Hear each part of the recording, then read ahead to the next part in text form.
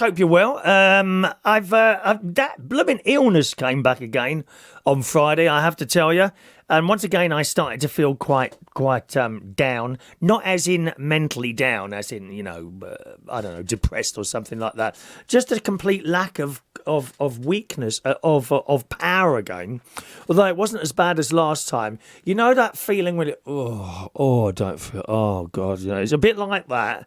And I managed to get through it. And then Saturday, and then Sunday morning I felt a little bit worse. And then Sunday afternoon I just crashed out again. And it's just the weirdest thing, because this is like the third time now. There's a lot of people saying to me, long COVID. So, I mean, it could possibly be long COVID. So I had 2 events planned. I'm really busy this month, like. I've already done 1 trip up to the caravan. That was last week. And that was okay. Although I didn't quite feel too well on Tuesday, but it picked up again. And then last night I was supposed to meet up with my friend Matt, who I haven't seen for a few years now, to have dinner in Croydon. I mean, maybe the Lord above wanted to protect me from going to such a ghastly place known as Croydon. I mean, they're in Surrey. Now, Surrey, you imagine, is a really posh place, don't you? No, it's not. Croydon is in Surrey. And it's far from posh there. It's a bit concrete around there. So maybe I was being protected from going there by getting a bit ill. But I was really weak yesterday morning. And indeed, again, after the radio show, I went to bed at about 10:15. And then I sent my mate a message. Like, I'm really sorry. I actually sent him a message Sunday night to be prepared. I said, I don't think I'm going to make this Monday. And then I told him Monday, no, I wasn't going to make it. So that was yesterday. And then last night, most of the time I just spent in front of the telly, although I did go out for a walk. I always think it's really important to try and keep some sort of exercise going, no matter what's wrong with you. I mean, you may not be able to go swimming and down the gym and running around all over the place, but at least do something. So I went out for a bit of a walk last night for about 45 minutes at a slow speed, And then this morning I woke up, done my show, and I felt, I feel a little bit better this morning. And as the day has gone on, I've picked right up again. To the point of this afternoon going for a little bit of a litter pick, a short litter pick. That is, a short litter pick, incidentally, is about 50 minutes, 50. I can go 2 ways. Well, I can go one of 3 ways, right? If I go that particular way, that is the shortest one, right? So I did that. And it's the weirdest thing. I think I saw someone on the, where is it? Yeah, Rob Kershaw, evening Rob, who says gale force winds and heavy rain in York this evening. Well, there wasn't any of that this afternoon, or at least there wasn't when I left the house. Okay? So I've got so far, and I've gone on in these bushes, because I spotted... No, not for that. Please, do try and keep your minds clean, if that's at all possible. I went into these bushes... Sadly, I was the only one in there. Shut up, Carl. I went into the... I mean, it's not like no one followed me in, rather disappointingly. I went into these bushes by the side of the road. I mean, you couldn't... Anyway, there's nowhere to park your car. It's not like those lay-bys that you get all over the country. Oh, it all goes on there, Carl. Oh, it was so bad in Bracknell. We have one in Bracknell on the way down to the M3. It was so notorious that they filled it in. They took the lay-by away. Now you can't stop. So disappointing. So I went into these bushes and I'm collecting this litter, and there was a bit in there, right? I think I've noticed it because we've only just come out of sort of winter. And stuff dies back, which reveals everything from the summer. So I'm picking up these bits. I left my bag kind of outside the bushes, and I'm picking up these bits of litter and throwing them over the bushes. A couple of bottles, loads of those silver foil takeaway things, like what you buy a Chinese or an Indian in. Not an actual Chinese person, incidentally. I just want to say that.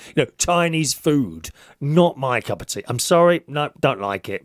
I don't like the smell of any Chinese food at all. Indian's okay. That's quite nice. I love the smell as you walk past an Indian restaurant. I was saying that to Vera on the phone the other day, funnily enough. I love the smell. Chinese food, no, oh, it turns my stomach. I'm sorry, it just doesn't agree with me at all. And so I'm picking this and chucking it over the bushes. And then I found a rotting suitcase. Not a suitcase, a briefcase. A rotting briefcase. I just about recognised it.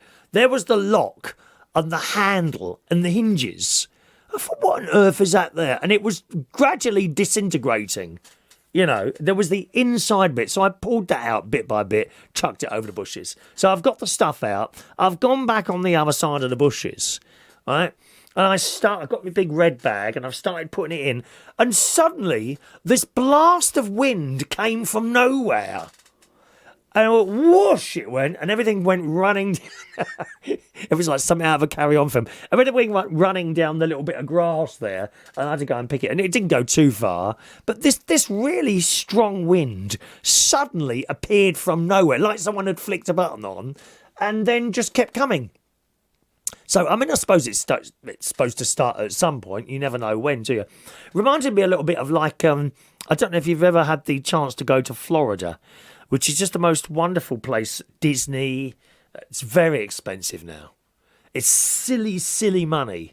Talking to silly money, I mean, I'll wait till I tell you these plane fares I've discovered, right? It's silly money now going to Florida. And I was lucky enough to have been 4 or 5 times, and I love it. I love walking around the Disney, and I go on sort of mild rides. I don't really do roller coasters. They don't interest me at all. I just like walking around and smelling the smells and seeing all the castles and watching little children play on and their faces, you know. And the little ones are dressed up in like princesses outfits, and some of the boys are dressed as Sinbad, and all these little people like 7, 8, 9 years old. And it's just all cute and it's all nice, and families are having a good time, and you get an ice cream and all that. But there, if you go in June, the weather changes by the second. You know, you could be walking along and it's really uncomfortably hot. Really, really hot, okay? And then suddenly, just like today, this wind comes from nowhere. And you've got these palm trees that are just standing there. And all of a sudden, they bend right over. A little bit like yourself, Carl. They bend right over in the wind. And that happens for a while. And then the rain pours down for 10 minutes, whatever. And it really chucks it down. And then again, as quickly as it started, it just stops. And 5 minutes after that, all the rain that was on the floor has been vaporised, disappeared back up into the sky. And you would never have thought it had rained again until it happens again. It's really the weirdest thing ever. But Florida, the prices of the Disney stuff, and I know a lot of the sort of normal American people, by that I mean like, you know, people like myself, not particularly hugely rolling in vast sums of money, but the normal people in America are getting rather fed up because Disney keeps shoving up the prices all the time. You know, terrible, really. Not only that, but the plane fares as well. They've got considerably expensive, and I was talking to my nephew the other day, Jimmy, he's the younger one. He's got a little boy now, Frank, who he dotes over, and his girlfriend, Charlotte. And they're getting married in September next year. Perhaps you'd like to be the plus one, Carl. You know, I want to... what is it I'm calling you? Hang on a minute, let me just refer to my texts. Because we've got a new name for Carl. He's watching us on TikTok tonight. I'll come to your messages in a moment now. Oh, yes, the Posh Twink. You know, I quite like the idea of having a posh twink on the arm when I turn up to my nephew's wedding, who's younger than my nephew. I mean, that would just really get them talking. Yeah, I like the sound. And do you know what? I know what the reaction would be from all of them. Jimmy would probably not quite know what to say. Tracy would be laughing a bit. Gary would just be wetting himself. These are my nieces and nephews. My sister would be standing absolutely horrified.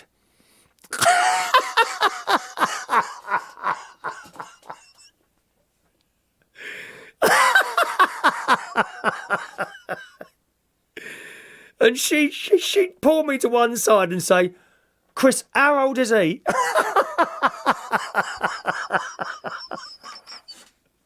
And I just like to do things like that, you know, for shock effect. I've often threatened to turn up at her house in drag. She wouldn't be able to cope with that, I'm afraid. She doesn't really do humour, my sister. But my other nephew, Gary, he'd just be wetting himself. He's not bothered by anything at all. You can't faze my nephew. Anyway, talking about the fairs and all that. As I say, I was talking to Jimmy, and they've kind of been looking at Florida as a little bit of a honeymoon, and we were looking at prices and just silly money. And he said, how much are the Australian plane fares now? I said, well, I don't know. I haven't really looked. He said, go on, look them up. What did you pay last time? So, if you're going on a long journey, and for a long journey, I would consider anything over 3 hours long, right? The Australia trip is 24 hours. So anything like that, I will save up for the club class or the business class fare. What's the difference? A bigger seat, better meals, a nice check-in, nice quicker check-in, and a really comfortable lounge with showers and all that, what like you get before you get on the plane and all that business, right? It's a lot more expensive. But if I couldn't save up for that, I wouldn't go to these places. There's nothing worse than sitting at the back of a plane, really uncomfortable for 20 hours or so. It must be blooming awful, right? So he said, what did you pay last time? I said, well, the last time I went to Australia, I paid £3,500. Okay. That's for the club class seat. And the hotel was just a basic hotel. I think it was 3-star, might have been 2-star, I don't know. I don't need to stay in a really posh hotel or spend the money on that. But the plane fare for being comfortable on the way there, I'll save up for that. So I did save up for it. That was £3,500. So we looked it up. We looked it up last week while I was around my nephew's. That plane fare is now £7,200. This is just the plane fare. Remember that. No hotel, nothing like that. £7,200 for a business class seat on British Airways, return to Sydney. And I'm like, you must be joking. Who can afford that? You know, that now. So that sort of price, that's no longer a holiday option for me. You know, I like to see value for money. That ain't value for money. That's just silly money. If I had to go to Australia for some strange reason, I don't know why I would have to go, then, I mean, even then, that would be a real struggle, trying to save up that. And I ain't going to take it out of any savings or anything like that. That's just crazy money. And I said to my mate the other week, a couple of days ago, I said, have you seen the prices to Australia now? I said, look how much they've gone up. He says, that's crazy. He said, let me try some other airlines. So he looked at Qantas and he looked at the, I don't know what you class them as, the Arabian Airlines, you know, like Qatar and Emirates. They got a very, very good name, Emirates and Qatar Airlines. And they're all roughly just over that £7,000 mark. He said maybe Virgin would be cheaper because Virgin, they only have 2 classes, I think, economy and upper class. I think there might be a premium economy. Anyway, but we're looking for the flat bed, you see, because you want to go asleep on a plane ride like that because God knows it's boring. You know, you can have a million TV channels in front of you, but it's goddamn boring sitting on a plane for all that time. So he looked up the Virgin upper class, £9,000 just for the plane ticket. So that's crazy money. So I think I can't see me going to Australia again because there's no way I'll pay that. If I could just like flick, if I had £1 million in the bank, okay, I would probably think to myself, no, I don't want to pay that. There's like a line where I see what I want to pay for and what I don't want to pay for. I've used the analogy before about Pizza Express.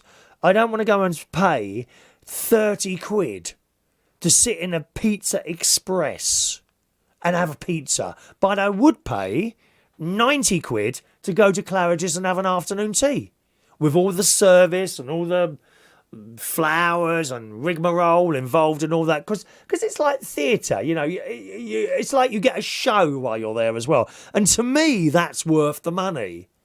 It's not worth money going to Bleeding Pizza Hut and spending £25 on a pizza. Oh, you want a drink with that as well, do you?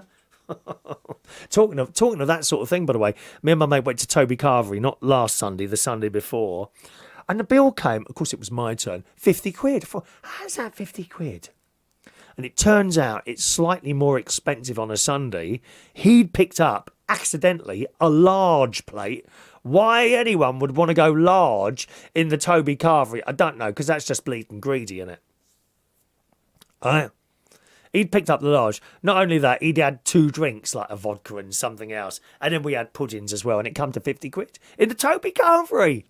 You just don't expect to spend that amount in the Toby Carvery, do you? I mean, last week, and you know, me and my mate, we often go for fish and chips now and again here in Bracknell, and that's been going up and up and up over the last few months. I have a halloumi burger and chips, he has haddock and chips, and then he'll have a can of drink, and I'll have a cup of tea, and we'll probably have a bag of not frozen onions, what are they called? Onion rings. And that'll all be on the table, and we'll eat that. Thank you very much, £29. £29 for 2 lunches. And yet last week, I went out with my nephew and his family. So that's me, my nephew, his missus, who incidentally does a new YouTube channel. You want to look it up.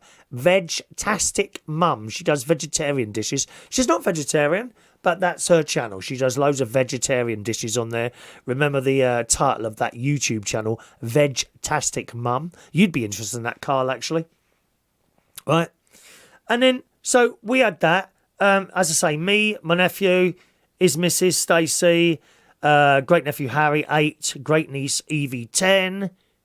And we had 5 meals and 5 cans of drink. And it was like £31. So how is that £31 for 5 meals and we're paying £29 for 2? So different, isn't it? So different. Anyway, there we go. Carlos says, I really enjoyed my flight to Australia. Stopped at Hong Kong for 2 days. Wow. Yeah, I didn't stop Hong Kong. I only kind of stopped. Sometimes it was in Bangkok. And the other time it was in Singapore. That's clean, that is, Singapore, isn't it? Anyway, boys and girls, if you'd like to join in this evening, it's very easy. You can send us a message on the Reach On Air message system. You can send us a message on TikTok, or you can text in. I have an exclusive text number, boys and girls. Oh, hang on a minute, I haven't got the fader up. Here we go. What's my text number? Here it is. You can send Chris a text message right now on 07451 Send it. 287 337. Send me that. 07451 287 337. Okay. That's how to contact the show. I'll also be dipping in and out of the YouTube messages, but often I don't see those. Sometimes I miss them because there's also people on there having conversations. So if I do miss you, just one of those things, I'm afraid. If you send us a text, that will get straight to me and I won't miss that, okay? So, good morning to Shania Steele. Good morning, Shania. Good evening, Shania, on the Isle of Wight, who wishes us all a happy Easter. Happy Easter to you, Shania. And as you know, it goes on and on Easter for weeks, dear. Second Sunday of Easter coming up. I might throw in, actually, Shania, on Sunday morning, Go tell everyone, that one. And go tell everyone the news of the kingdom of God. Carl, I know that one.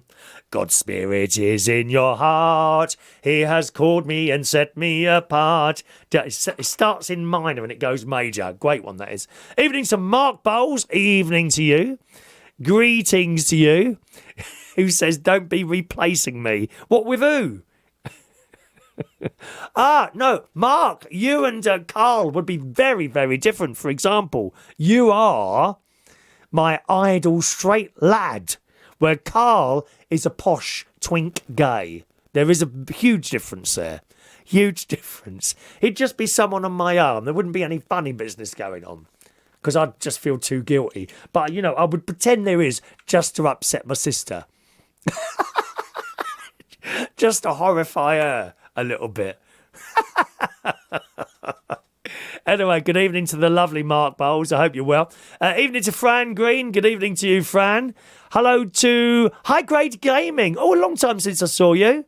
How lovely to see you. Good evening to High Grade Gaming. Where have you been hiding them? Let's just add you to that so you don't have to put your name in again. Hi. Oh, hang on. Let me put a capital. Capital H for high. Capital H for high. High Grade Gaming. There you go. I've saved you. Once I've saved you, High Grade, that's it. You don't need to send your name anymore. I just know who it is. High Grade Gaming. Do you think the UK will get better? No. What? You mean in what? Well, in anything, to be honest. No, I don't. I no longer see a light at the end of the tunnel. The lunatics have taken over the asylum.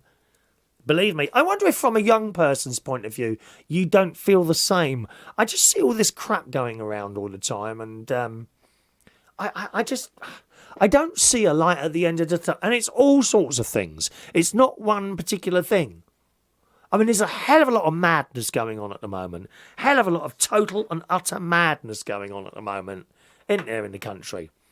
I mean, take that silly old bag on the telly the other week who said if you were going to change a baby's nappy, you've got to ask the baby first.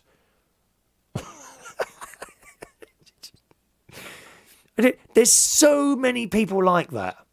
So many people like that. Anyway, love. So no, I can't see it anyway. I honestly can't see it at all. Mr. Gaming, he's up over there in Hemel Hempstead. I feel sad for my 5 young kids. I'm 38. Yeah, see now, you're much younger than me at 38, and you feel the same way.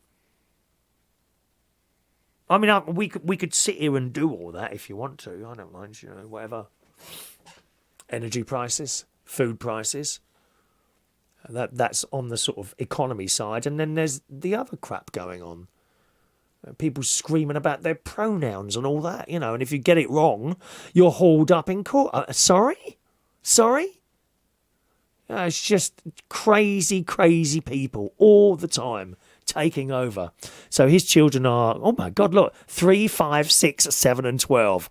What happened between 7 and 12? Wasn't that a good year? 7, 8, 9, 10, 11. So for 4 years, didn't you? No. Yeah, see? But we like to have a laugh on the programme as well. I don't like to be too serious. Good evening to Vera. Evening, Vera, from Vera's Choice in the Morning. Hello to you. Dan Woodhouse is starting to nod off. Well, I'm surprised how you managed to keep awake at any time, to be honest, Dan. Hello to you. He's celebrating his 3 years anniversary of being part of the Chris Reardon Social Club. Thank you, Dan. I'll tell you what, if you're going to ring in tonight, you don't always. That's up to you. I'm not going to beg you. If you want to ring in, ring in. If you don't, you don't. But as it's your 3 years anniversary, if you're going to ring in, and perhaps you want to write these things down in preparation for your mammoth phone call. What are your highlights of these 3 years? And what are your lowlights? Okay? Highs and lows of being involved in the Chris Reardon show. Whether it be on radio or YouTube in its various different formats over the years. So have a think about that, Dan. Don't call in yet. Phone lines are not open yet. Evening to the Posh Twink, Carl. Evening to you. Hello to you, my darling. Vera says, why do I get the feeling that Chris should have been a dog sniffing things? Oh, I do like a good sniff, dear. You know, what about a new book? You know, you open that new book. Oh, lovely. Do you know what? The best smell ever was opening, when I was 16 years old, Christmas time, opening my Hornby electric train set. Taking that thin piece of, like, plastic off. And the smell, and I have the actual train here, which was the Princess Victoria, which I still have. I don't think it goes anymore, because I don't really, I mean, I do have an electric railway, but it stays in the box. You know. Evening to Mark Jones joining us there. Evening to you, Mark. Mark says, I hope not, or I'll have to come and give you a damn good... Oh, I can't read that, Mark. You are naughty, dear. Mark recently had his birthday, didn't he, as well? Okay. Let's have a look there. Hello to SCTV fan. Chris is in the house. Good evening to you. Hello to Tommy Hanlon. Hello, Tommy. Whereabouts are you, Tommy? I don't recognise you. Are you a new person to the show? So welcome along to young Tommy this morning. All right. Evening to Jason Hughes. Rob says, Daniel, has it only really been 3 years? It felt like a lot longer than that. What do you mean when he's on the phone? If you're going to call in tonight, Dan, I want you to try something. Try and not bring the conversation round to trains or television. Try hard, okay? Hello to Mandy Davenport. Fun thing to do with tech. Hello to you. Evening to Colin K. Evening, Colin. Long time no see for young Colin there. Evening to you, sir. Richard Crooks is there. Evening to you, Richard. Welcome along to the show there. Have you got your boiler working yet? You mean the water heater at the Luxury Waterside Media Centre? I'm not there at the moment, but yes. And the problem was low water pressure on the campsite, on the caravan site. The pressure wasn't high enough to tell the boiler to fire up. So that's what was going wrong there. They do appear to have had a real problem with water pressure there. I think possibly the reason is they put meters on everyone's caravan, which I completely understand, because there are some people there that put the blooming sprinkler on their grass outside their, and it's on for hours with the sun coming down on it. So I completely understand why they did that. I'm so for that. But since they did that, they're having water pressure problems there at the moment. So there we are.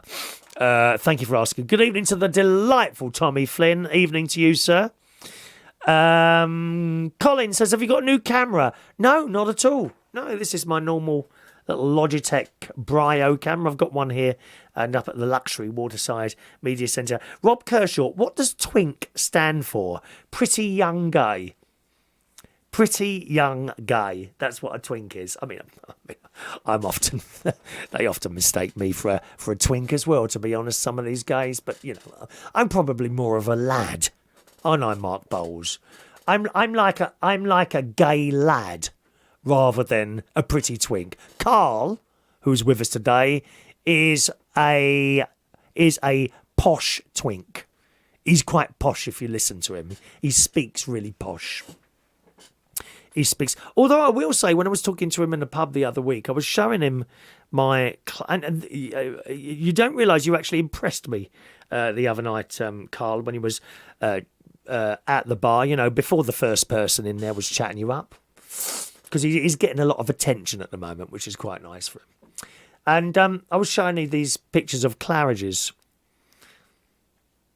What's that noise? Blimey, it's rain. Can you hear that? Gosh, it's pelted it down out there. I was showing him these pictures of Claridge's and we're talking about prices and things like that. And he said to me, wow, just imagine all those people in Africa that could feed. And I was quite impressed with that comment, to be honest. Very, very impressed with that. All right. Hello to Happy Bus Driver. Evening to you. Happy Bus Driver in the house. Evening. Hello to the lovely Ross Patzelt. Good morning, Ross, who will shortly be taking the regular spot of 10 o'clock every Tuesday, every Wednesday, and every Thursday at Reach on Air. Ba ba ba ba ba. Reach on Air. Yeah, baby. Chris Reardon, Tuesday night. Reach on Air. Thank you, Ross. And Ross says the best smell ever. There used to be a big round-tree chocolate factory in Norwich, and used to walk past it to get to the city centre. Smelt lovely with the big chimneys, smelling of cooking chocolate. Yeah, I like the sound of that. Actually, I used to fix the telephones in Richmond, Mortlake, Richmond Ham. And in Mortlake, there was a brewery.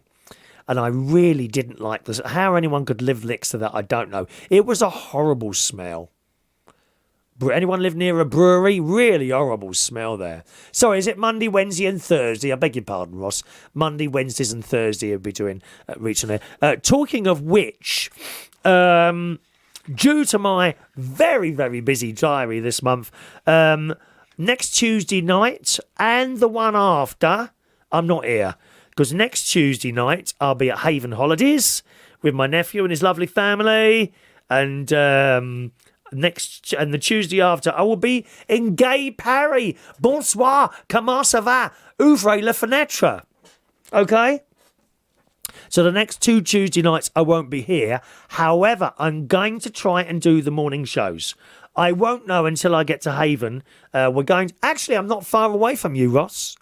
We're at Haven Holidays Wild Duck. Do you know that one? Thank you for the daisies, Vera. I'm at Wild Duck in... it's not too far away from you, I don't think, actually, Ross. So that's where I am next Tuesday. I'll do a speed test. I'll be here on Monday morning and do the show. And straight after that, I'll be driving up to Haven Holidays in Norfolk. And I'll know Monday night whether or not I'm able to do it. All I've got to do is a speed test and see if it works over the 4G up there. Sometimes it does, sometimes it doesn't. You never know till you get there. So I will be trying to do my show Tuesday, Wednesday and Thursday mornings from Haven. And also when I'm in Paris, we're in a decent hotel there. So if we've got decent internet there, or indeed 4G, I will be doing my morning shows from Paris, although not on the Monday because that'll be the day that we're travelling. So that'll be Tuesday and Wednesday morning. We might be coming live from Paris. So very excited with all that. I love it when all that sort of thing works, you know. Darren Askew's there. Good evening to Darren. Welcome along to the show. You're always there, aren't you, Darren? Thanks for joining us. I do appreciate it. Anyone who's watching or listening to the show, you know, thanks for joining us. We don't really have massive numbers. I was talking to my sister about that actually the other day. Right, why don't I have massive numbers? And I've worked it out because her and her husband, they've got millions of people watching, millions. All right, hundreds of, I think tens of thousands, right?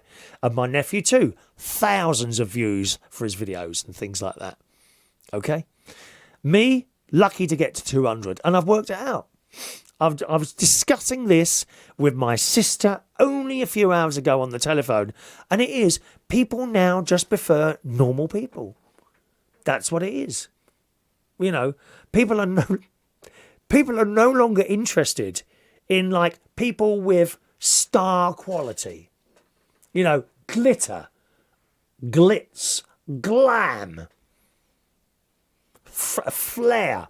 People are not interested in that anymore. They want the ordinary person. They want to watch the ordinary person. You look at all these videos on the YouTube. Anyone who's got a bit of flair, no one's watching. They're only watching ordinary people. And that's why no one watches me anymore. They don't like the glam and the glitz. They do.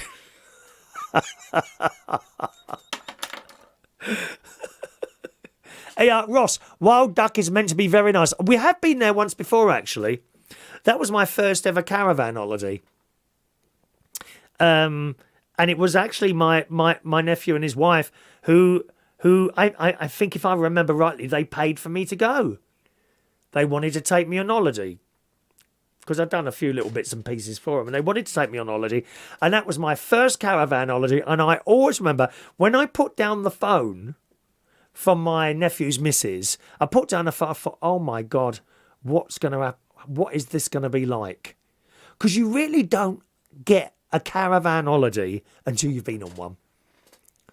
So what do you think? You know, rusty old caravan, a little bit drafty, probably cold. What's that going to be like? Completely wrong. They are like little houses. They really are. They are warm. They all got central heating, these Avon holiday ones. My God, you touch that central heating on, it can get so hot in a caravan. Not in my caravan, because I don't have central heating. It's a bit cold in there sometimes. Unless there's anyone who would like to volunteer to keep me warm, Mark Bowles. I'm very happy to introduce you to my family. Very happy. I think my sister would be all right with you, actually, because you're a little bit older, you know. Not too old. You know, still just over half my age. Anyway, and that was the first time I ever went, and I loved it. And I fell in love with caravans. I fell in love with caravans. And that was it. The whole, you know, I own a caravan up in Lincolnshire. It is old. It's really old. My nephew Gary, he keeps it going really. Him and his dad. You know, my nephew goes and his dad, if something goes wrong, all I have to do is tell them and they go and fix it because they're clever with their hands fixing things. I don't have those skills at all, really, unfortunately.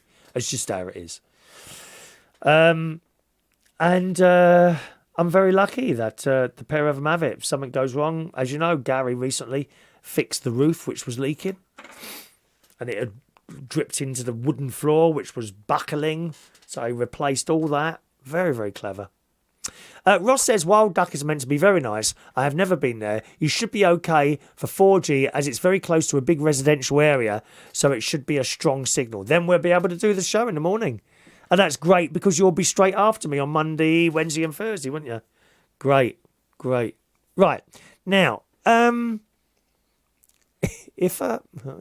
I read that out? I don't think I'm going to read that out, Ross.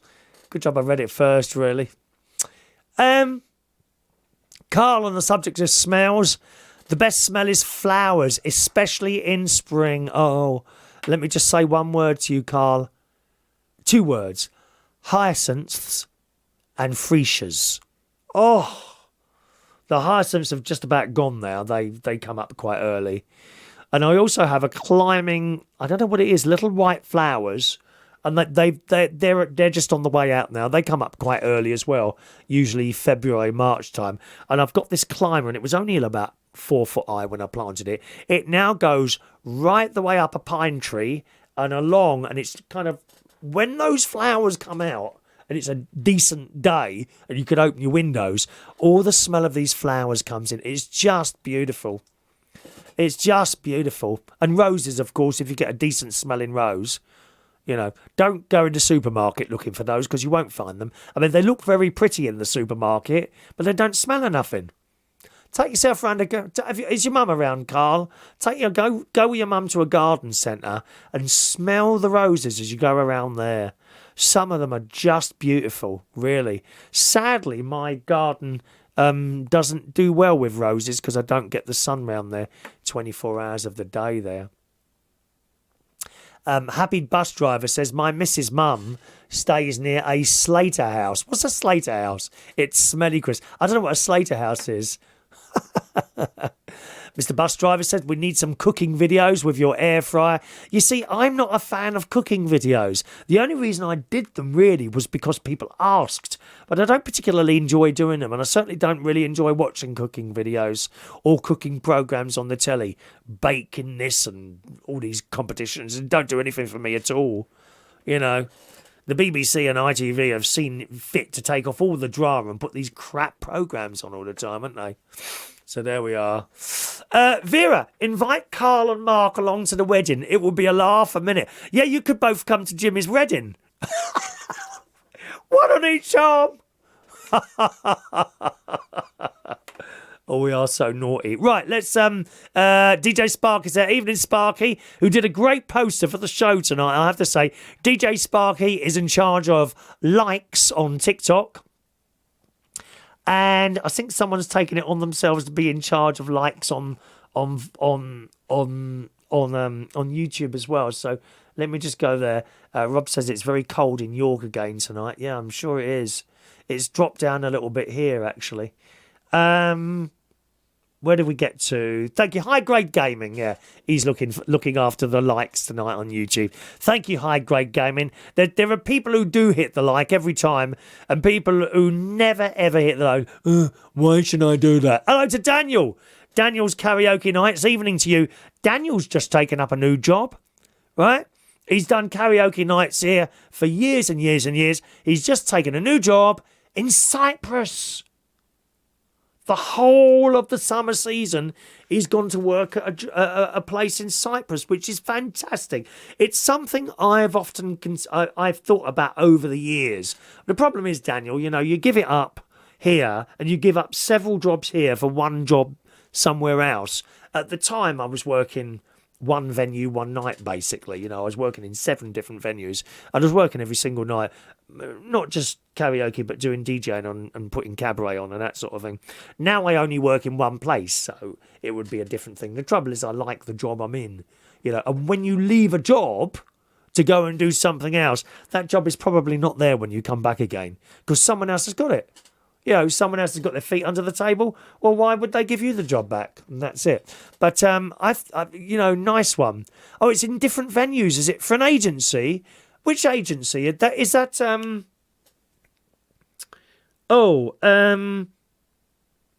event. Is it event management? Is it events management? There we are. Hey, DJ Sparky. That cough, he reckons, is long COVID. Doctor reckons. We were talking about that earlier. Someone said to me, I think you've got long COVID, where this thing just keeps coming back to hit you. One Stop Entertainment. So I might have a look at that. One Stop Entertainments. Entertainment. It is something I considered before. As you know, Daniel, I'm now 60 years old, so it might be a little bit different. Do you know what I mean? Your face is a little bit older and people don't really want to see that when they're out. They certainly don't want to sit on it anyway. Sorry. I'm so sorry. I'm feeling particularly naughty tonight. I think it's the fact that Ross Patel is there. It's making me be naughty. Some more smells here. Happy bus driver. The best smell is Krispy Kreme donut shop. Nice. Do you know, it's funny. I quite like the smell of Subway.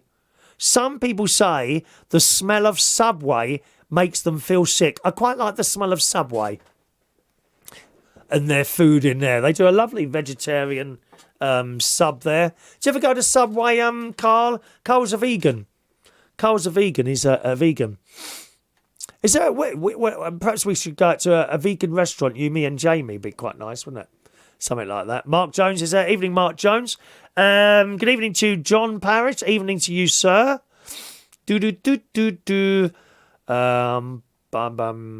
Let's just scroll down. Hello, Gary Ross there. Evening to Gary Ross. Wait, hang on a minute. Would you take £1 million to reset your memory, or £1 million to be reborn to try again? I'd take the £1 million to be reborn and try again. I think I've taken some wrong paths and not been particularly grateful to people over the years for what they've done for me. I am now, anyone who does anything, I'm very, very grateful to people. But, parents and things like that, yeah. Yeah, I think so. Evening to Joe Ewing, who's 28 years old. Is it your birthday today, Joe? If it's your birthday, we'll sing to you, so let me know. Don't pretend it is if it isn't. I'll sing to you if it is. Okay? Just going to scroll down a little bit quickly here. Here we go, talking about the plane flights, fun things to do with tech. Dakar was cheap to fly.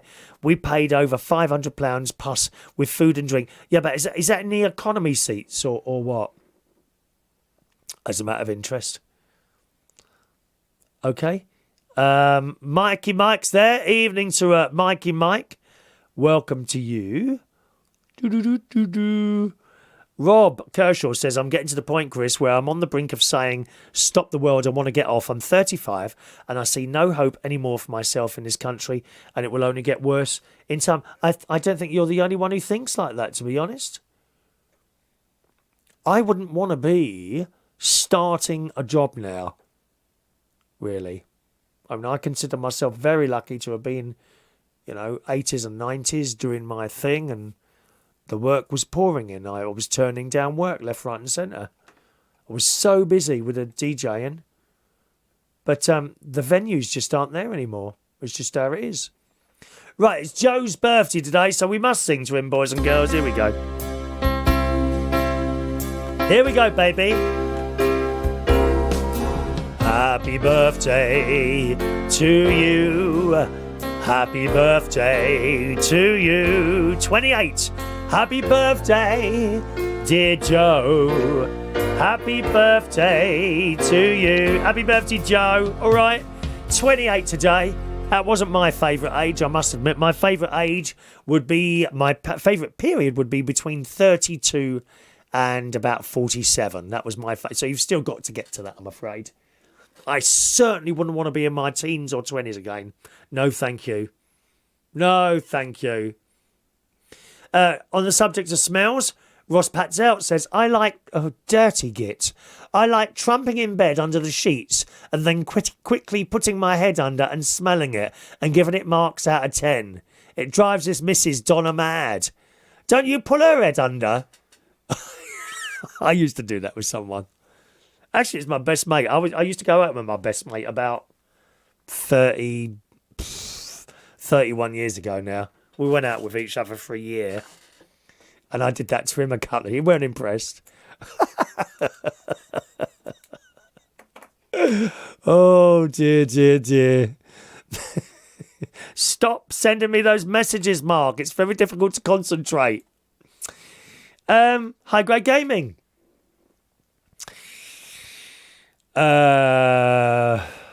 Chris, can I say your train videos were very good putting those together? Do you mean putting up the Lego train thing? Yeah, I'll be honest with you. Eventually, the camera was in the way. I just wanted to get on setting up my Lego thing and doing it, because I'd started, I thought, well, you've got to finish them off, So I carried on doing it there. And it's actually my brother-in-law occasionally has come out with a few suggestions on doing videos, and he said I should do videos of me litter picking and showing people what I find to pick and all that, and which is doable easily, it's doable. But I would find that gets in the way. You'd stop and then you want to say something to the camera and you just wouldn't get on with the job. It depends how you want to go into it. People who get all the views on YouTube spend a lot of time researching their audience and then tailoring their programs to what they think the audience are looking for. Whereas I just turn on the camera and I just do my thing. And if you like it, you like it. And if you don't, bye-bye, Now, look at this cheeky git, Daniel. Didn't know you reached your 60s. I thought you were 50 at least. Have you got your free bus pass now? Do you want? Well, I will be coming to Cyprus to slap you. I hope you tread on a sea urchin, mate. So I don't know. I mean, if I wanted to do something like that, number one, I don't think they'd want me. And number two, I would have to do it very quickly. If we're 60 now, leaving it a few years probably isn't a good idea. Evening to George Bonds. Good evening to George Bond this evening joining us. And, it's Chris. Hello, darling. It's Chris. Oh, me and my mate Chris. There were actually three of us, me, Chris and someone else. And we used to have such a laugh on a Saturday night. I don't dare tell you. Every Saturday night we used to go out after I DJ'd at the Black Cap. And we would be out until 8 o'clock Sunday morning. Anyway, Chris says, loving the silky smooth link from talking about normal being the new fabulous straight into caravanning with no heating. Well, it's got heating, but it's air source heat, but it's air conditioning heating, and you turn it the other way and it works as heating. It's good at cooling the air, but the living room has trouble coping because it's quite a large living room, and it's not so good in a caravan. The other thing in a caravan is, of course, you've got no insulation. Not really, unless you get a residential spec one. And it was very old, sold as seen, do you know what I mean? So that actually, when my nephew took down the wall to replace the wood, the insulation is literally a piece of polystyrene, which is approximately 1 centimetre thick in the wall. That's it. That's it. I suppose, really, I mean, you can go round the outside and insulate them and put, like, boarding around and stuff. You can do it on the inside as well if you really want to. But I can't be bothered. Anyway, Chris says, lovely to hear your voice and see you still love setting the world to rights. So that's from Chris. It's lovely to see you, Chris. Blooming marvellous to see you pop up on the chat box tonight, I must say. Right, I think what we'll do now, we're going to play a little song, boys and girls. Okay, as always, gang, if you're on YouTube, you will get different music, all right? Different music on YouTube. Meanwhile...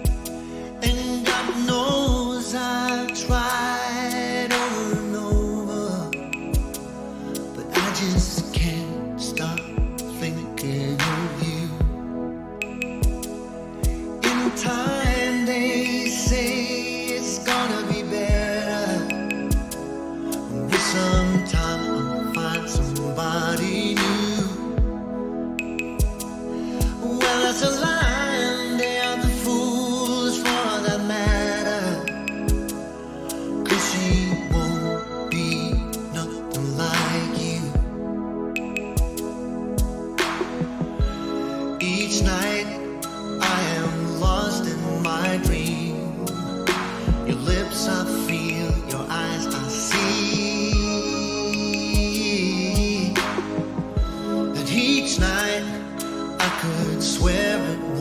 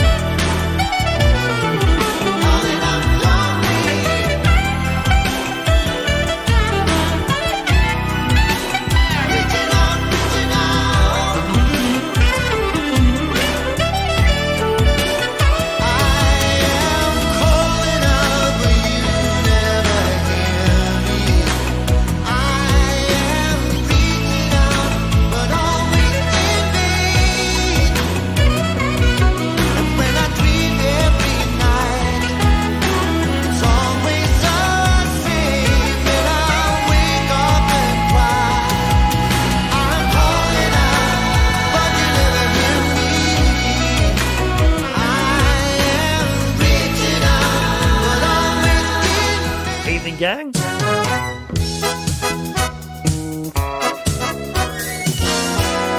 Reach on air. Still talking about smells at the moment, and Darren says, on the subject of good smells, I love rubber.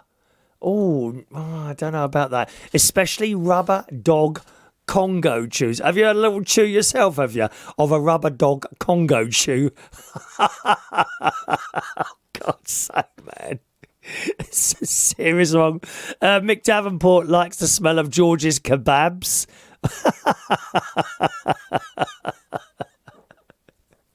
Chris wants to know what makes someone a normal human being. I think I'm pretty normal, to be honest. Do you not? You see, as you get older, you just see everything so much clearer. I mean, you really do. I'm absolutely serious. The older you get, the clearer everything becomes. You just realise that you are totally and utterly surrounded by mad people all the time, including Ollie. Good evening, Ollie. He's just got back from work, so he's chilling out there. Evening to you, Ollie. All right. Poor old Daniel says life begins at 40. Still waiting for that to happen. Well, it wasn't too bad, was it, Daniel? Going over 40. By the way, are you in Cyprus at the moment, as a matter of interest? Are you? Are you on there at the moment there? On the old Cyprus? Oh, you're not there yet. No. When do you leave? Tommy Flynn, caravan holidays. He reckons the best ones are in Chelsea. Quite expensive to own a caravan in Chelsea. I know that because my lovely neighbour, Babe Station Pearl, we call her. She's lovely. Lovely neighbour. She's 2 doors down. She had a caravan in Chelsea, and the ground rent is quite expensive there. Evening to Ian Donaldson. Evening to you, sir. There's Carmel Ridgely. Evening, Carmel.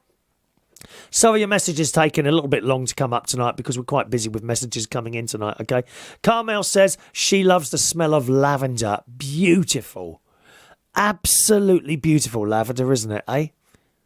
All sorts of little flowers like that. What's those other things that climb? Little white flowers that climb and yellow flowers that climb. Honeysuckle. Oh, it's delicious. You could almost eat the plant as it's going up there, didn't it, eh? Eh? Jason Hughes loves the smell of fresh cut grass and a barbecue. Ian Donaldson, best smell of me, bacon, freshly baked bread. Listen, if you want to lose weight, never ever buy a bread machine. Absolutely deadly. Deadly, deadly, deadly. All right. Scrolling down there. Rob, as much as I hate dentists, the smell inside a dentist is so nice. Yes, it is, isn't it? I like the smell in there. It smells so clinical and clean. It just smells like a very, very posh toothpaste all over the building. Now, why doesn't a hospital smell like that? It doesn't, does it? The dentist smells like you could probably eat off the floor in there. In fact, some people whose teeth fall out onto the floor almost do, don't they? Mick Davenport, the smell of baking cupcakes. Jason Hughes, the smell of Greggs. Oh, I say. Mick Davenport says, we've all taken the wrong path in our lives, Chris. Mine was marrying my ex-wife. I know a few people like that. Some who are really close. I'm not going to go there. Dave Jackson, Carmel's there. Evening, Dave. Evening, Carmel. Hello to you, my love. Welcome along to the show. And Mikey Mike as well there. Communion wine has a nice smell. Yes, it does. It doesn't smell like alcohol, does it? Communion wine. Anyone have that? Holy Communion wine. Hello to Dave Jackson, who thinks I'm gross. I go along with that, Dave.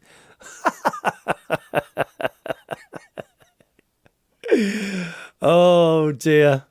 I'm just trying to go quickly. Trade the nightclub. Oh, Mike. Trade. That smell as you went into the room with all the coloured tiles. Oh, that did it for me. And isn't it funny? Other rooms similar to that don't have that smell. There was something about that smell in the room, wasn't it? Always got me going. Scrolling down fairly quickly there. High grade gaming. Alrighty. Let's open the phone line, boys and girls. If you'd like to call in, there's a phone number open this evening about some of the stuff we've spoken about already or anything else at all. You can call in. All right. Here's the phone number. Oh, hang on a minute. Have I got the right thing there? No, I can't find it. Hang on. I've got the wrong thing up there. I've lost it now. Where's my highly expensive jingle with the phone number being sung on it? You know, if I'm going to pay for these things, I want to use them. Here we go. Here's the phone number if you want to call in tonight, gang. And Ross is off for a bottle of wine and some TV. How rude. I'm in for another hour. How rude are you? Anyway, here's the phone number. Oh, nothing happened. Try again. Call in now. 020-8144-3477. Okay, so there's a phone line open now if you want to call in, boys and girls. George Bond likes the smell of fresh cut grass. Oh, yes, George. We like that very much, fresh cut grass. And the smell of petrol as well. I'm not keen on the smell of petrol, but I do like the smell of diesel. I've always liked the smell of diesel. What do you like the smell of? Call in now. 020-8144-3477. Or indeed anything else that you might want to join in on this evening, all right? Anything you want to talk about at all, or you can just let me sit here and continue chatting away to you and you can listen. I don't mind. You know, we don't rely on messages or phone calls on this programme. That's one thing any Reach presenters are listening to tonight. A lot of people, when they think, oh, I'll give the old internet radio a little bit of a go, never, ever rely on messages and phone calls and things like that, because sometimes you don't get any, or very few. You must be able and prepared to do a show with no messages coming in at all. That's what I had to do when I first started doing these little chat shows.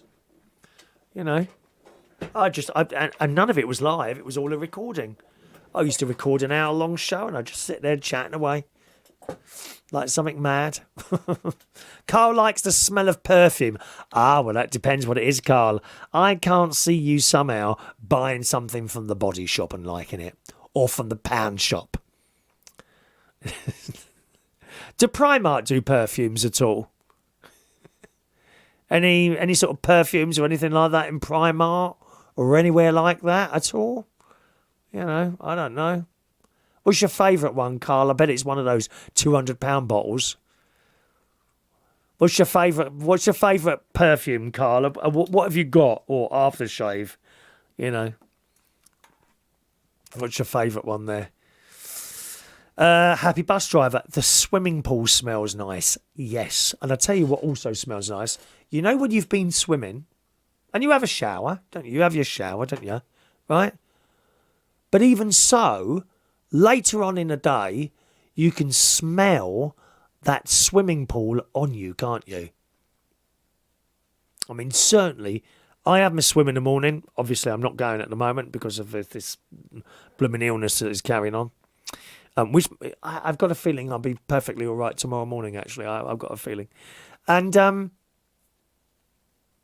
you have your shower, good shower. You come back, I have my dinner, and I go to bed in the afternoon. And I can smell that chlorine on me from the swimming pool. It's a blooming lovely smell. George Bond likes the smell of coffee. Yes. The smell of coffee is beautiful. When I was a kid, there was a particular coffee shop. My mum and dad used to go to Kingston for shopping, so me and my sister would traipse along there. And one of the roads we used to walk down, they had a coffee shop. And it had this extractor fan, and it was a proper coffee, not like Starbucks. It's not really a proper. Come on.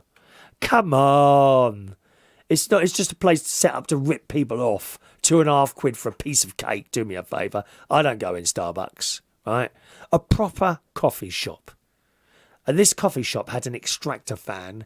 And as you walked, you were nowhere near the shop. As you turned into this street, you could smell the smell of the coffee coming out of this car, which got stronger and stronger and stronger as you approached the coffee shop. And when you're right on top of it, there it was, and a big window, all these different beans with the various prices on little tags in front of you. And it was just the most... I know what you mean, George. The smell of coffee is lovely. Really nice. But you don't get that in Starbucks, do you?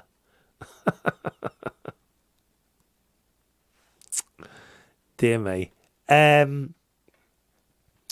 Come on, Carl. How much is your expensive?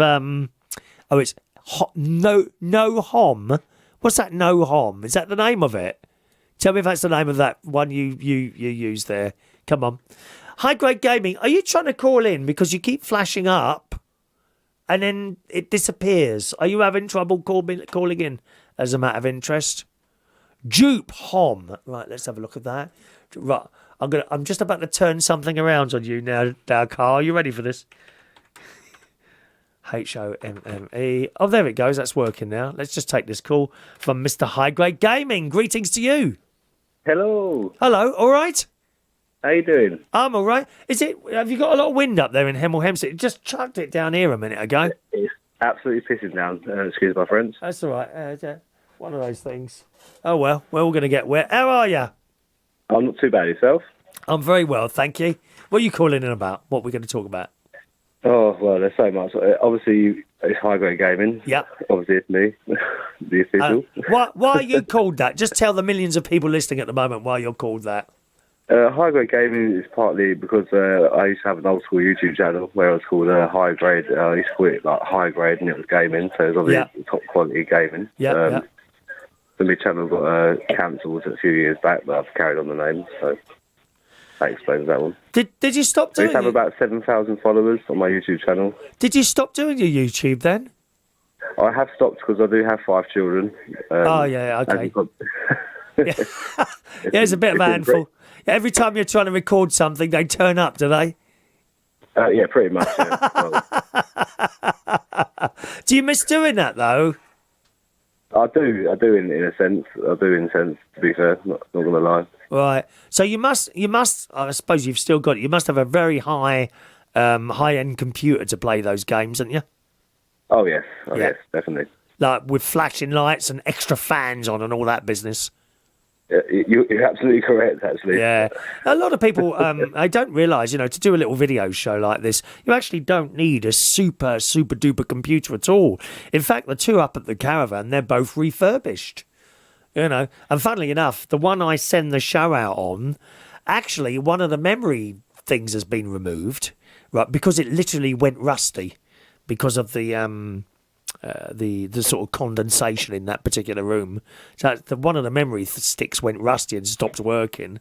But I put some of those, what are they called? Those little plastic dehumidifiers. I think they're about £1 each. I put all those around in that room there, So, you're ringing in to tell us what you think is wrong in the world, are you?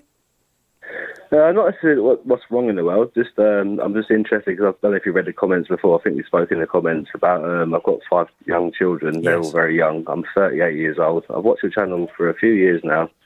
I've been frustrated because I've kept your picture for many years ago when I give you a donation. I think it's for a few pounds. Many years ago, and you give me a picture. I'm frustrated because I can't find it, but I've followed you for a long time. But I'm just. What was the picture of? It was you. I'm sure it was you.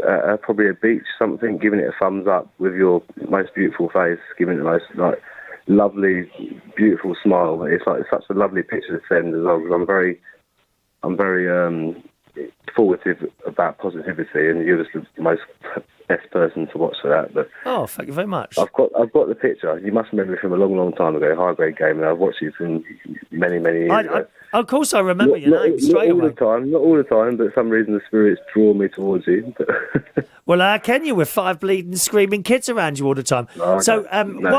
What were their ages again? You did tell me. Hang on a minute. Let me just go back to your... My youngest, I have to remember because it's quite hard to remember. 3, 5, 6, 7 and 12. Which is the most difficult one? Let me guess. 12. My missus.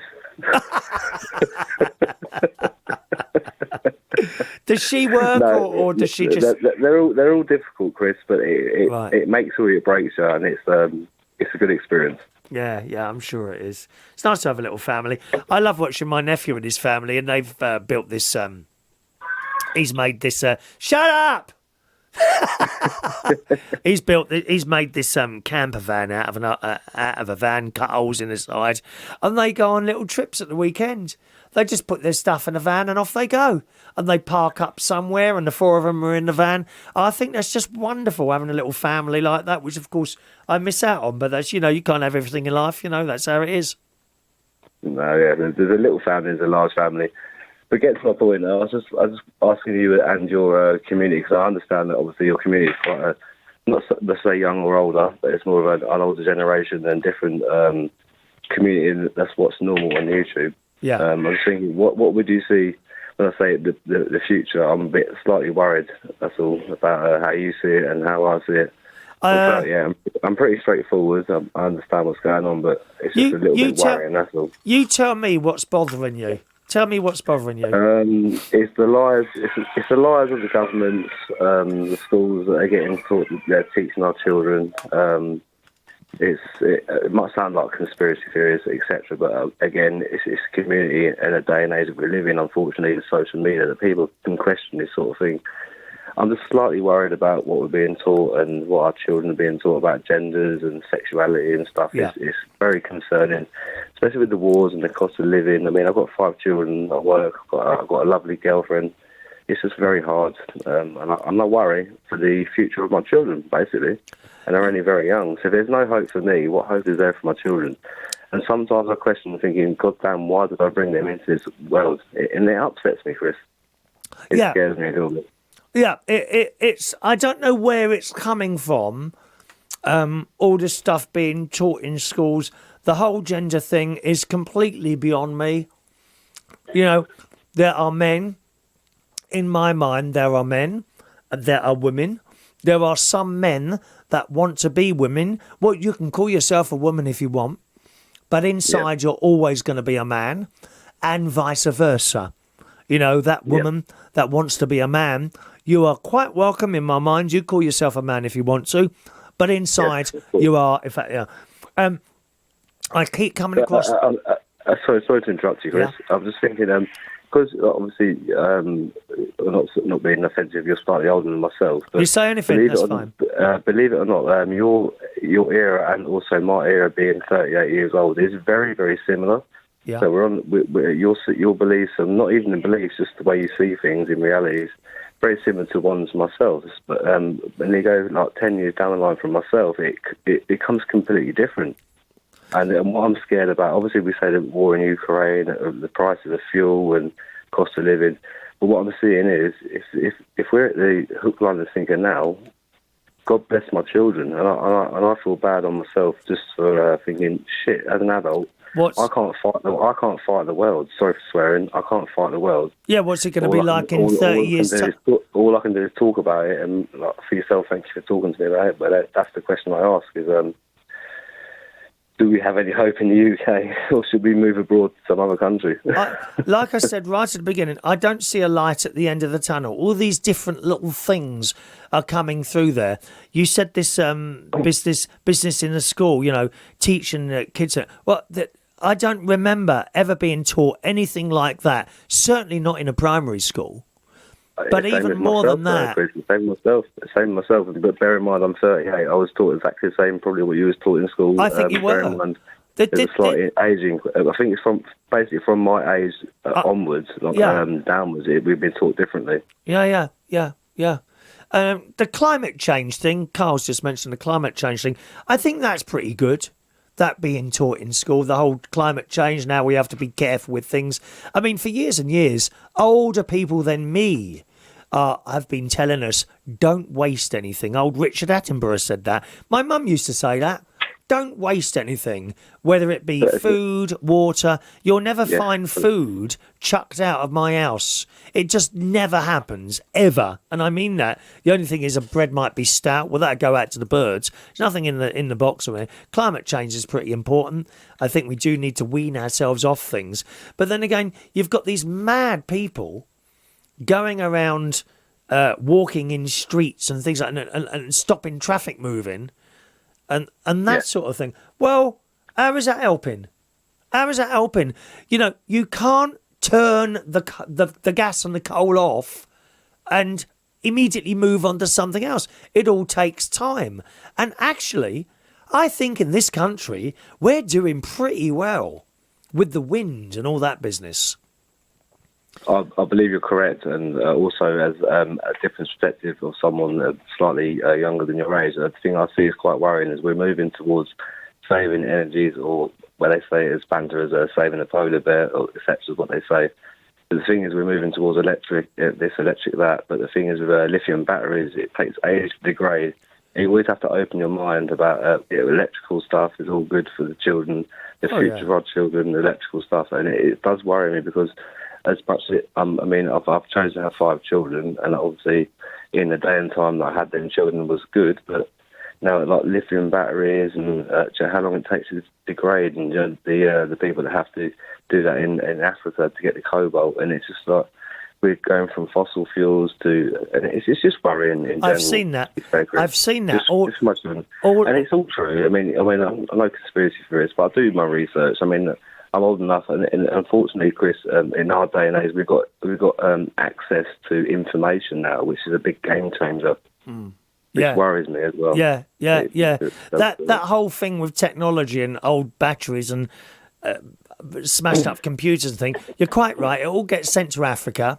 Kids climb across these piles of stuff, start just burning stuff, just to get cobalt, breathing in all the fumes, doing God knows what damages to themselves to get that little bit of metal back out and make something else. And that's the phone that I'm speaking on now, and devices we all use. Which I mean, I'm not being like a globalist or anything like that, because I use it. But it worries me for the future of my children. That's what I'm saying. What do you think? In the UK, we've got half a chance of surviving.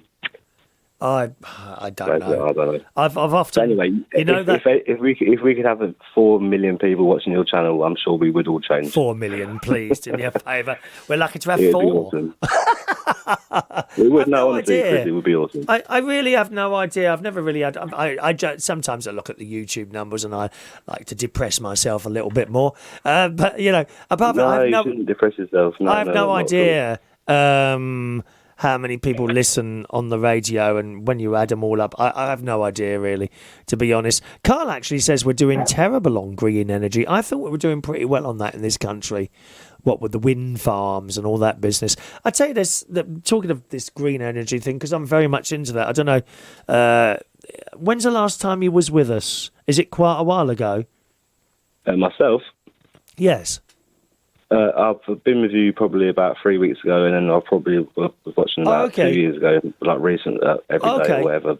So you know I've got solar panels on one side of the roof on my west face. I was just about to touch on that subject, Chris. It's funny you say that. With green energy, you do know that solar panels, they've only got a certain lifespan. And that's right, yes. When you're trying to degrade them or dispose of them properly or legally, it takes an awful long time to dispose of them properly. The same as lithium-ion batteries, which is supposed to be controlling the whole world with all the cars. It takes an awful long time for solar panels. So when you think you're doing good to save yourself energy for the world, it still takes a very long time for it to naturally degrade. So you're doing well for your energy and for the consumption of the world, but it still takes time for this product to degrade. There's always a sort of negative side of it. I'm a roofer, bear in mind I'm a roofer, so I do install these things and come across them every day. And they are full of materials that don't degrade properly, and it takes years and years and years. So you're going to put them in landfills, but at the end of the day, all the government wants to say is, it's efficient energy, and with the battery cars, don't forget it takes a nuclear station to charge these batteries for the electric. It's going to be you need more nuclear stations for consumption of energy. Yeah, I don't like nuclear. It's a horrible subject. That's why I sort of touched about. I'm scared about my kids. Bless them. Don't like nuclear at all. But you asked me, you asked me at the beginning there, you know, what did I honestly don't see a light at the end of the tunnel. There's too much going on there. And then we got the worry that Russia at any point might send something over. I don't know what the likeliness of that is, but it's possible, isn't it? What I think, Chris, with my 5 children is what I think is I always think of the worst, and anything that happens that doesn't happen becomes a good thing. Oh, that's a good way to think about things. No, that's the best way of thinking about everything. It is. Yeah, nice to talk to you Thinking will tonight. happen. Anything that doesn't happen becomes a very good thing. It does, yeah. So keep your fingers crossed. Nice to talk to you and your family there, all right? Thank you very much. Thank you very much, Chris. See you, Mr. High Grade. Cheerio now. Thank you very much. Thank you. Bye-bye now. There we are. Bye. Nice to talk to him. I think that's the first or maybe just the second time I've ever spoken to him. If you want to call in, there is a phone number, boys and girls. Call in now. 020-8144-3477. All right, Jacob, and I hope that answers your question there. Who's that calling in, please?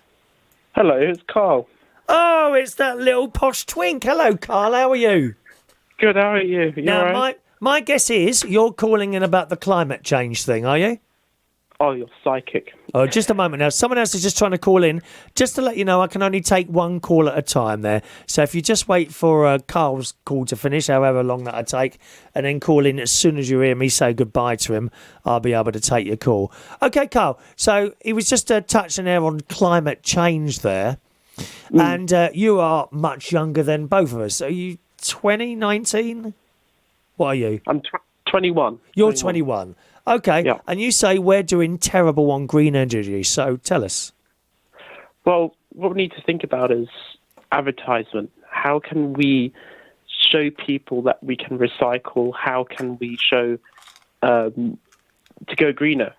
Well, there's a thing called greenwashing, which is, if you look at Shell, for example, they say our cars are going towards electric, and that's only 2% of their industry, and BP as well. So there is a lot of greenwashing going on, especially not with fossil fuel industries, but also with McDonald's as well. Well, where they say they're doing these things, and in Yeah. actual fact, in the grand scheme of say McDonald's is 100%, and they say we're doing these green things, but the green things are like only 2% of everything they do. Is that what you're saying there? Yeah. Right. Yeah. Those are lies, and as you know, I'm a zoologist, and What is a zoologist? as a person who looks at animals which are either native to the country, especially to the UK, or which is non-native. So, Right. so the word zoologist is a Greek term for zoonotic. Zoonotic. Zoonotic, yeah. Okay. So I look at, animals that you can find in Africa or basically worldwide. Yeah. I studied that for 6 years, graduated in February. After a long 6 years, I do my Bachelor of Science and Masters. Okay. Went to Hertfordshire. That was very fun, actually. I didn't mind doing that. Where was that? Sorry. In Hertfordshire. Hertfordshire. Yes. Yeah, I went there. I was there for 6 years. And, the reason why I've done it because I'm pretty scared and terrified of my future. Right. As a child, you hear the word global warming. Yeah. It's not.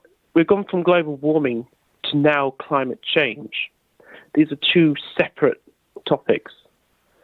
Global warming, called the word warning, is a word where we become more of aware. We're still not through the awareness. We're still in a time where we know it's going on, but we're not doing anything about it. Right. We're going over 1.2 degrees. Yeah.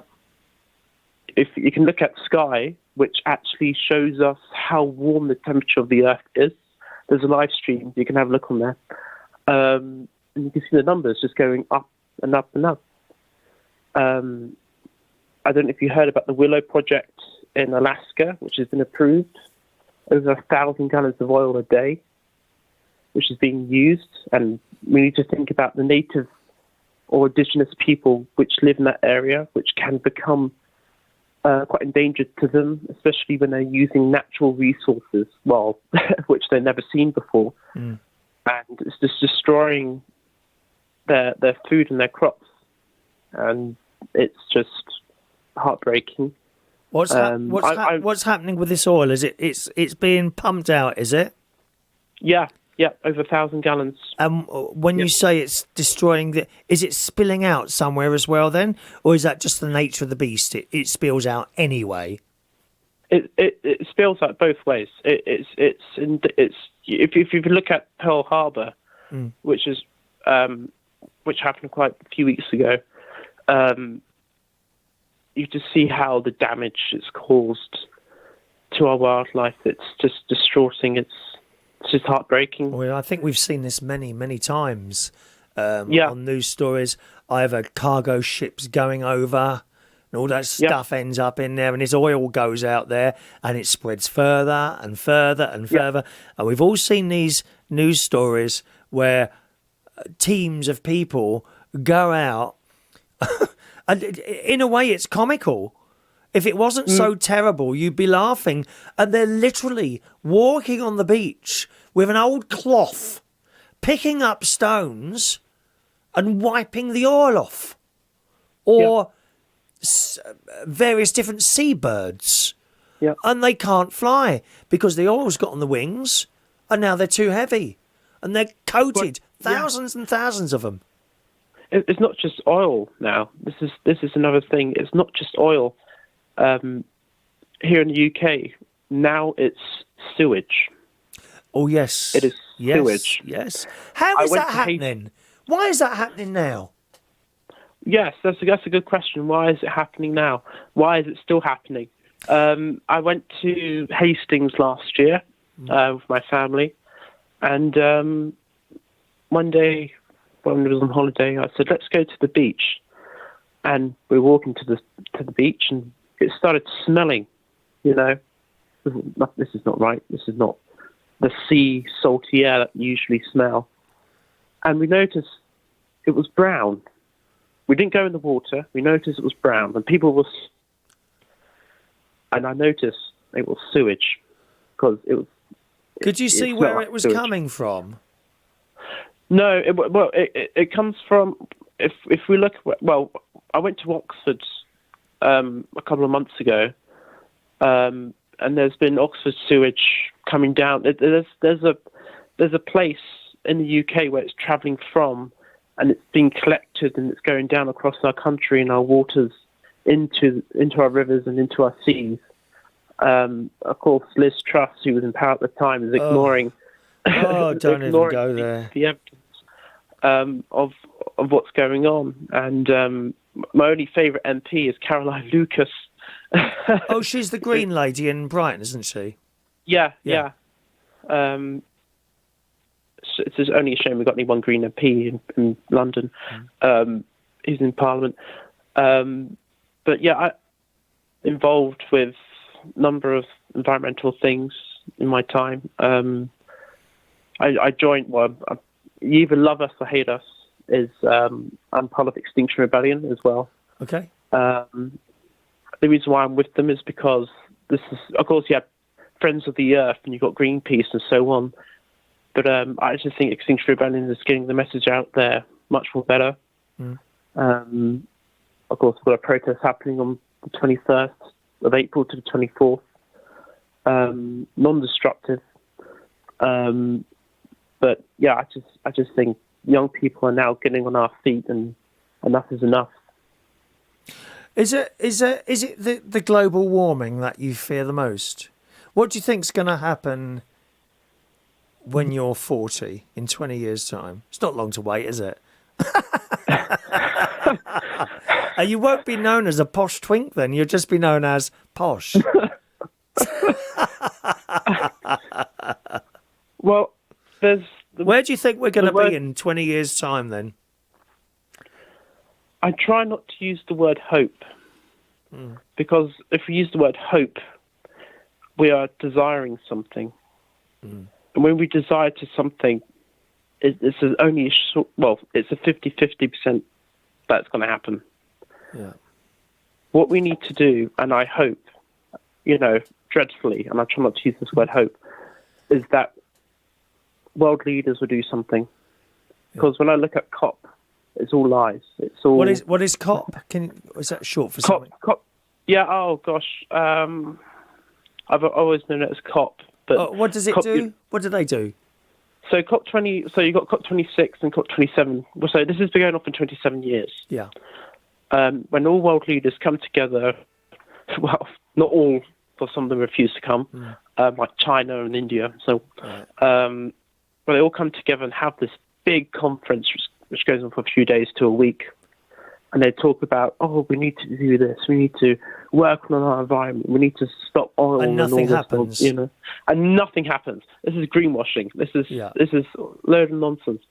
And if you look recently, beginning of this year, where Shell made a profit of £31.9 million, which can and they say, give way. Then they come on the telly and they say, actually, it's not a lot. That always gets me. When they go, actually, in the grand scheme of things, it's not a lot of profit. Are you for real? With that amount of money, that can give funding to every single person in this country. Yeah. People's wages. Yeah. And, most of all, it can help our NHS. Oh, yes.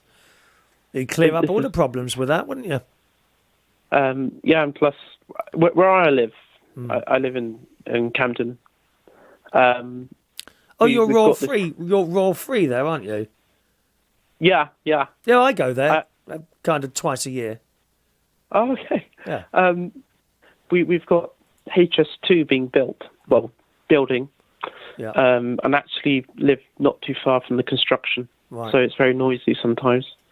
And they chopped down these 120-year-old trees. Oh.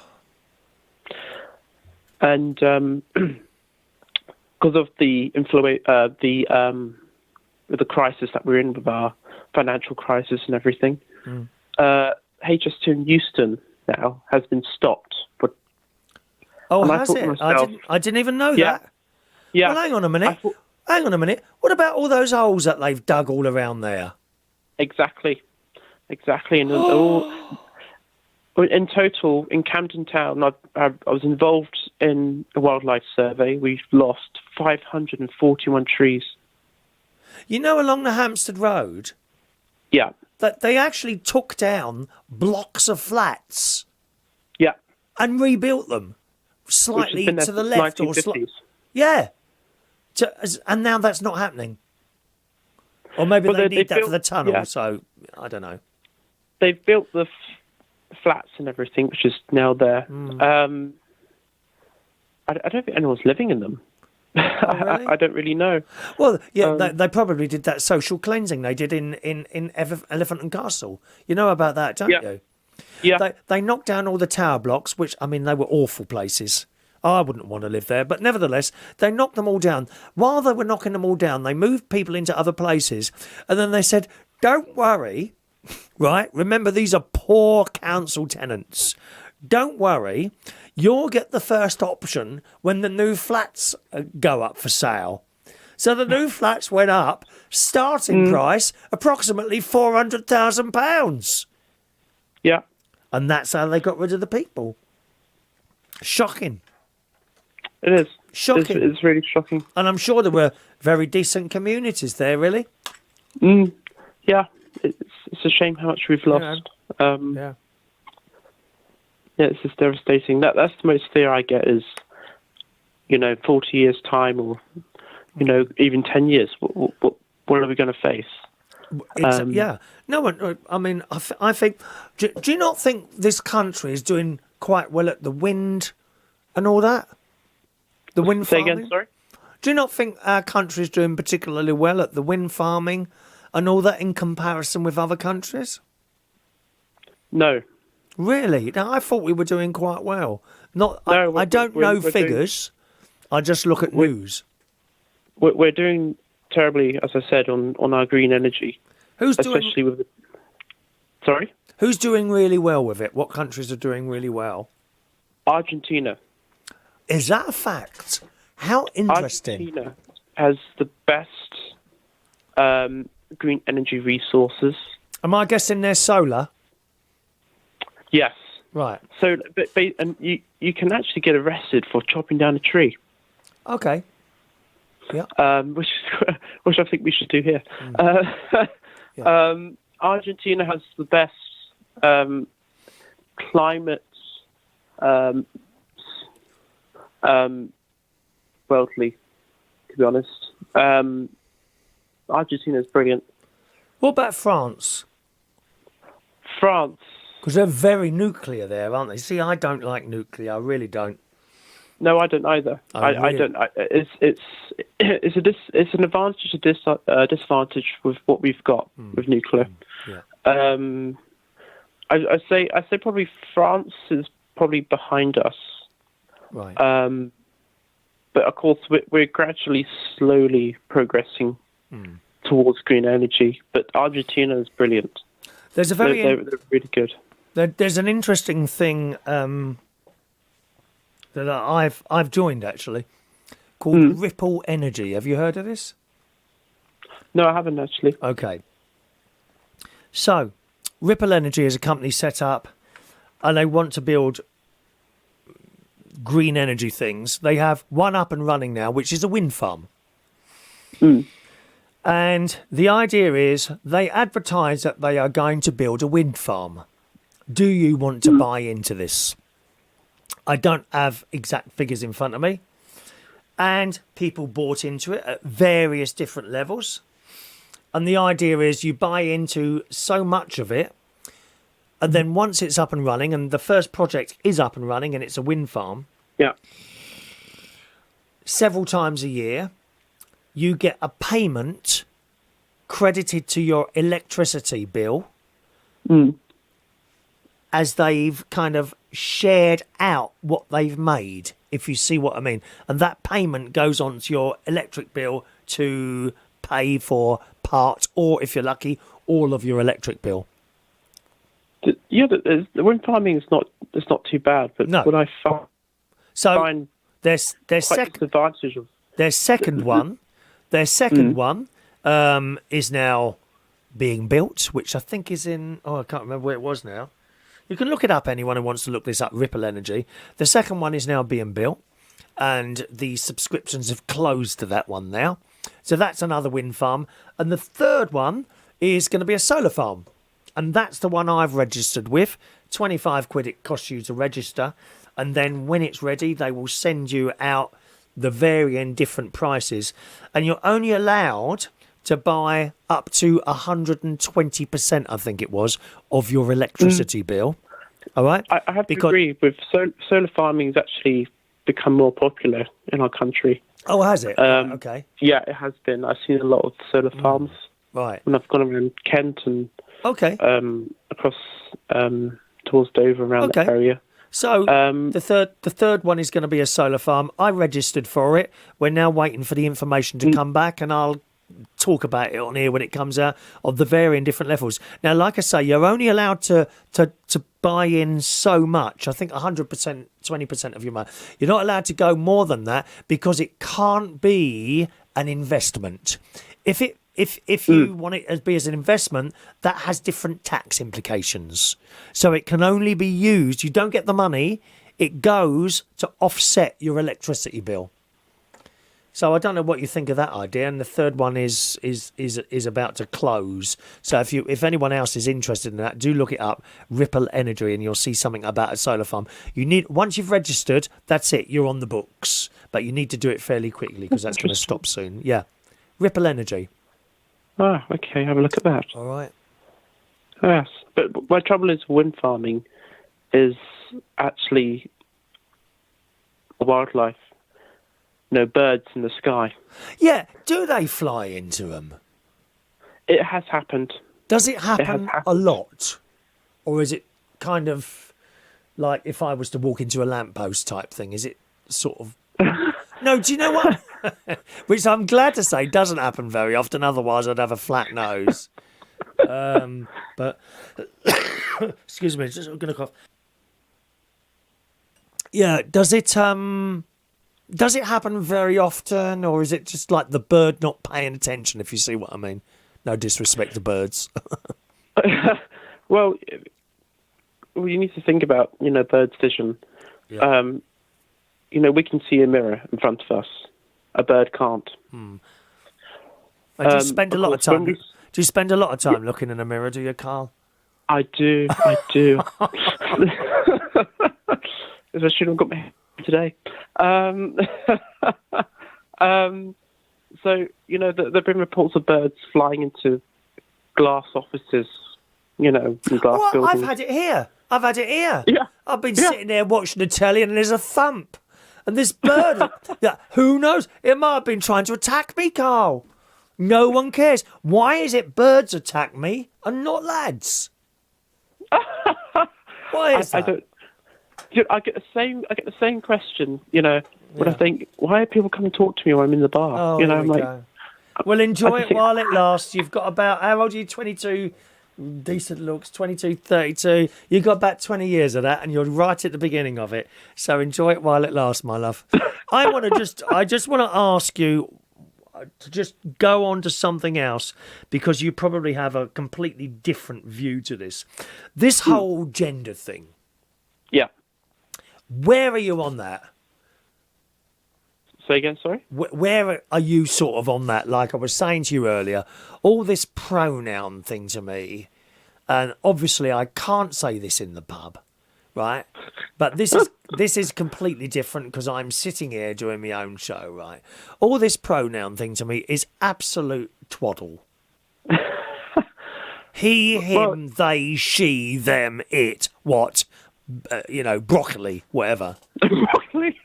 Oh yeah, he didn't. He obviously didn't say that bloke. He was on TVAM, whatever it's called now, with someone, and he turns up and he was dressed as a piece of broccoli. And Piers Morgan says, "So you identify as a piece of broccoli?" And he said, "Yep, that's right." And he's got this really serious face. I mean, obviously that's a bit extreme, but where are you on this? Self-identity thing. Do you not think a woman is a woman and a man is a man? Well, depending on what bits you've got hanging down or not in front of you. I just speak basically. Yeah, it's well, when I, as a young teenager, when I first started hearing this, I was really confused. I thought, how can this be? I was really confused. And when I was growing up, I just got used to it. And I know people who identify themselves as they, them, or he, him through change, or she, they, or depends. I respect it. It's their choice. Yeah, it's their thing. But also, and when I first started studying zoology, there are actually animals which are able to change their sex. Oh, is that right? Is very interesting. Can we know of some of those? Prawns. Prawns? And lobsters. Oh, I think they have a terrible life. They get caught and people rip their bleeding legs off.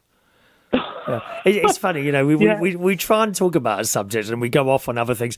I saw this awful TikTok. There's a woman, I think she's in China, and she eats all sorts of... You've seen her, right? Yeah, you showed me that at the pub. Oh, my God. She had a bowl of live mini crabs. And they were crawling all over each other. And she put this sauce on, right? And these crabs got all excited. Oh, we've got something to eat. No, and then she picks one up and eats it. And it's still alive. How awful is that? It's hideous. That's barbaric. Hideous. Anyway, going back to your pronoun thing, whatever people want to call. But if like someone wants to, a woman wants to be a man, for example, and they go through the whole thing and they have these different pills and what have you. Yeah. And then they have the operation to remove it and have bits put in, okay? And what have you. And, right, I am now a man. Okay? Now, in my mind, yes, you are welcome to call yourself a man. I'll go along with that. Fine. But actually, in my head, you're not a man. Inside, you're still a woman. I don't mind you calling yourself a man, but inside you're still a woman. Where are you with that? That's a very good question. Yeah, for me, I Biologically, that woman who is now a man, what are they? It's an interesting question.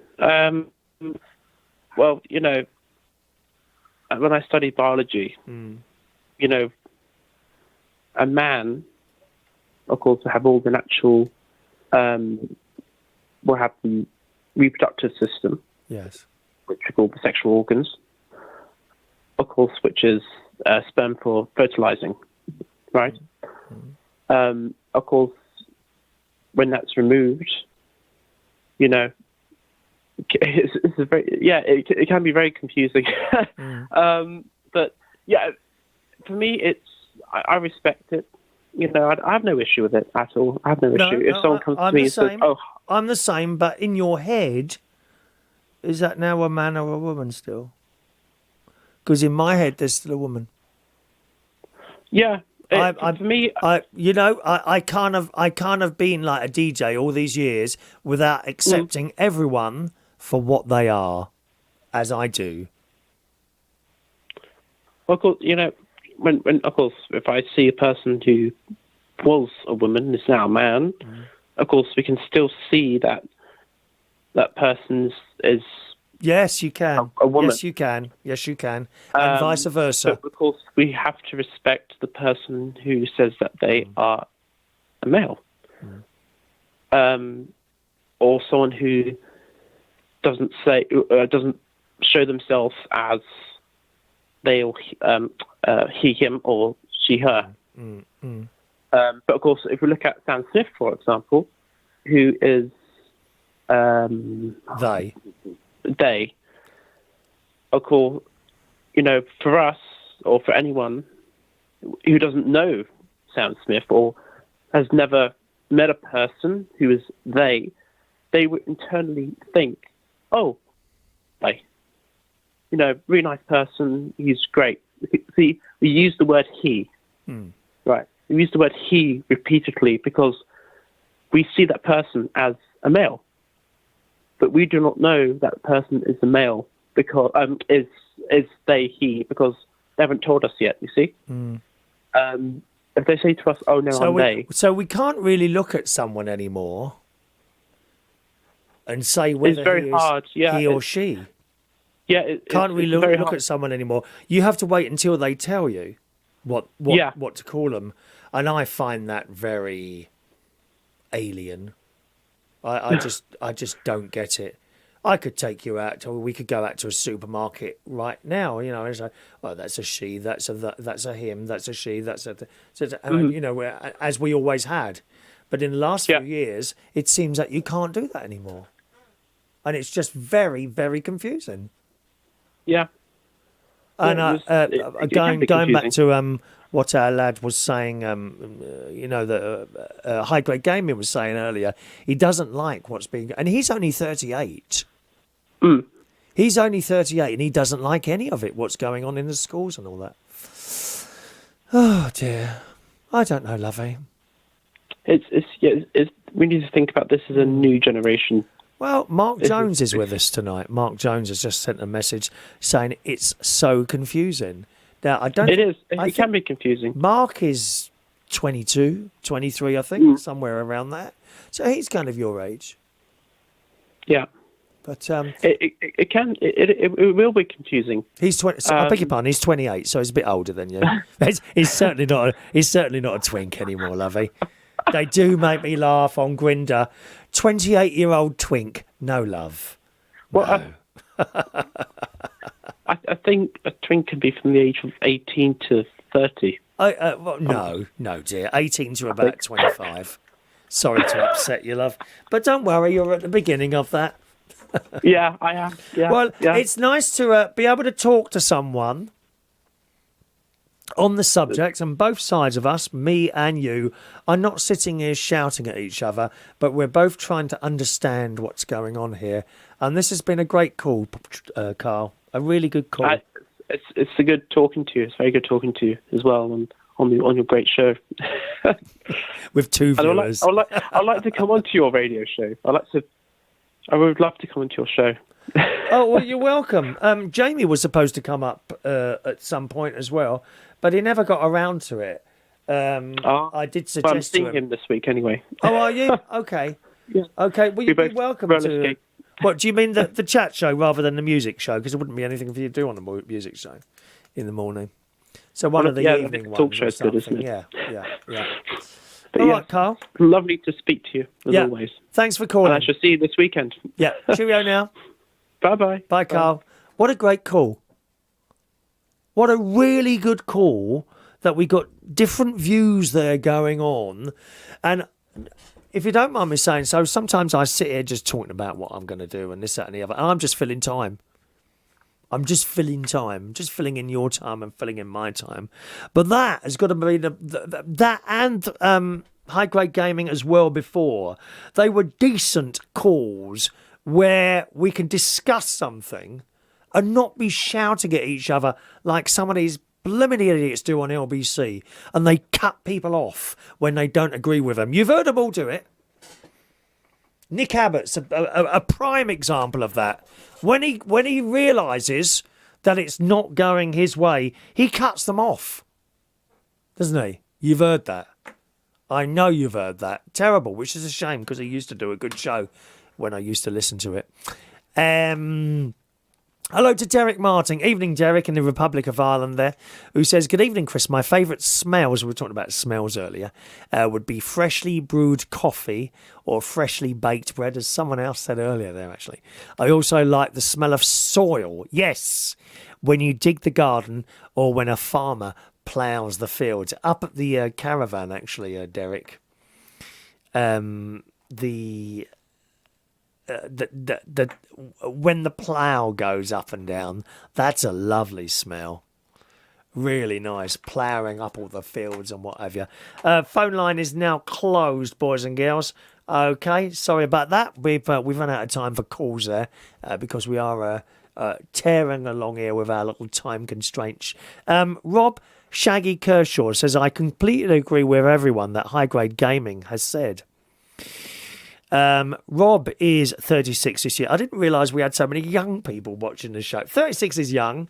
Oh, it is. Yes, it is. He says, I'm 36 year. He's another gay man in a relationship which has been going for 11 years strong. I'm scared constantly for the future of our life and what it'll be like in years to come, possibly months. I've got myself into some right states over the past couple of months where I'm now worrying about things that are completely out of my control and are affecting most of the people in the UK. Do most people have these thoughts and are just hiding how they are feeling, or are they just blind to what their future is going to look like if they don't act now? I think about all these things constantly. I think my main fear at the moment is nuclear missiles being fired from some country, not necessarily Russia. It could be China. Anywhere, really. So that's what's bothering me at the moment, as you asked. And hello to young Matt. Hello, Matt, who's just got in, watching the show. Yeah, I did try to call you earlier. I started feeling better this afternoon, and I'm now better than I was this afternoon. If you're still up, Matt, I'll give you a little call after the show, if that's all right. All right, my darling. How are we doing? Oh, we're running away with time. Yes. All right, boys and girls, I'm going to have to leave it there, my darlings. I'm sorry we didn't get to all the messages, and I know some others of you were trying to call in there. Thanks very much for joining us here at Reach On Air. Now, don't forget, gang, I'm not with you for the next 2 Tuesday nights. Okay, not next 2 Tuesday nights because I'm away in various different places.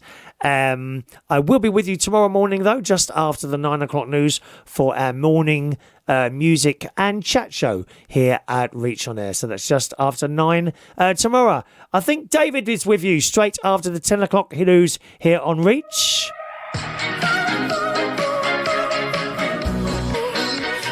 I'll leave you.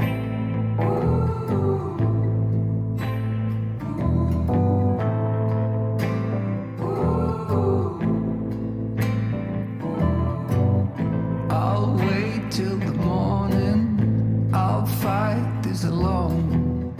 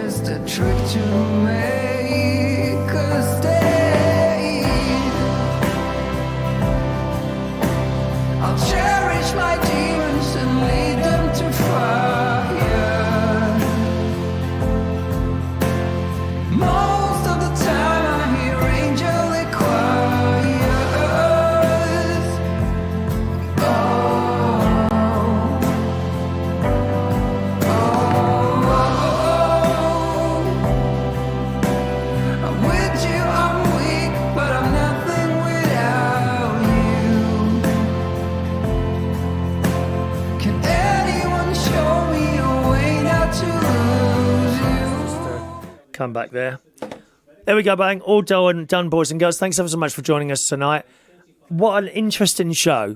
It's got to be the most interesting show I remember, actually, with people joining in like that. And it's great when you've got people calling in about a specific thing to talk about and you can discuss it on both sides. Fantastic. Anyway, I'll see you again tomorrow night. Don't forget, it's a non-phoning call tomorrow night. Just me talking bollocks for an hour.